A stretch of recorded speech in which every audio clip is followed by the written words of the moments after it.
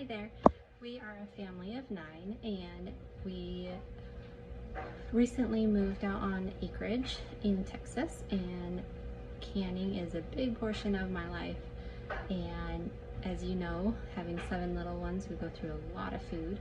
Anyways, today we are going to can pickles, which we got the cucumbers from Azure, which I really love. They have good quality pickles for a cheap price, and it's a simple process to get a ton of cans on the shelf. So come with me. Thanks. So this is the box of pickles that we got from Azure. Anyways, you can tell that they are really good quality. There's a ton in there. And what I'm going to do next is I'm just going to put them in a sink full of ice cold water to rinse off all the debris that comes with them, which is pretty normal, and get them all nice and clean. So here we are. We have the pickles sitting in cold water, and they'll just sit in there until I'm done washing up our jars with hot soapy water to make sure all the dirt and grime and grease are all off of those, and then we'll get started.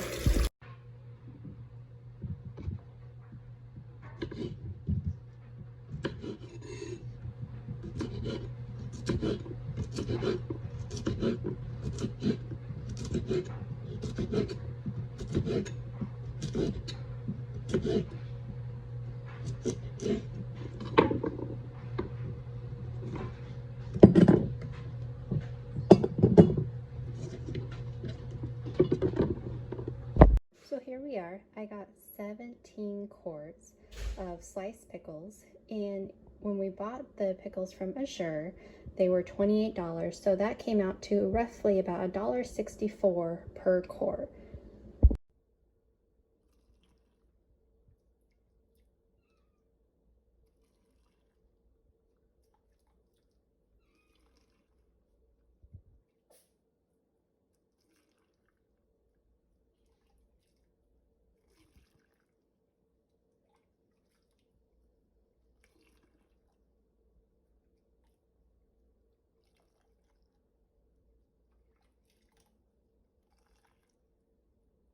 So these are all ready.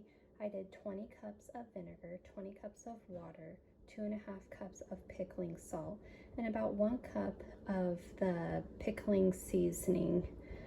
And I just brought that to a rolling boil, and now I dispersed it and then topped each one off with a sliver of an onion and 1 garlic clove. And now I'll wipe the rims and get those ready. So right now I have my lids starting to heat up over the stove, and always make sure to use brand new lids each time. That way you can avoid unwanted lids not sealing, unless if you have the reusable lids, which are very handy as well. So over here, now what I'm going to do is I'm just going to wipe each of the lids and make sure there is no either salt left over or any brine. That way you get a tight seal on each one of your lids.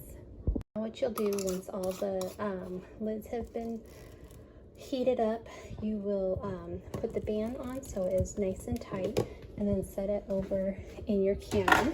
And that's about what it will look like, and you're going to fill your water level so it is above the top lid, and then you will put on the lid, bring it to a rolling boil, and can it for about 10 minutes for quarts and about 5 to 8 minutes for pints. Usually on canning days, I have to make something easy for my kiddos for lunch while the kitchen is just tore up. Anyways, we really love homemade mac and cheese, and over the past it has either been too dry or too runny, or it just didn't taste well with the kids.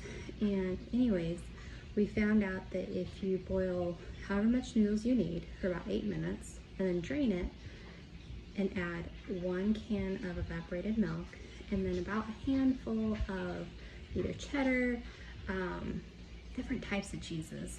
We seem like the more cheeses we experiment with, the better. You can have like 5 different varieties all in once. And we try to avoid the packaged cheeses. They don't seem to melt as good or be as creamy, so we usually get the block of cheeses.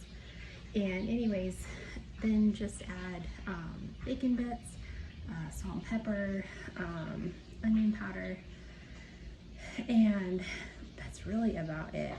Super easy.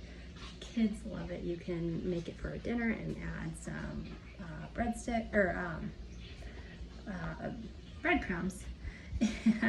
Toss it in the oven for 350 for about 20 minutes with a stick of butter on top. Super good.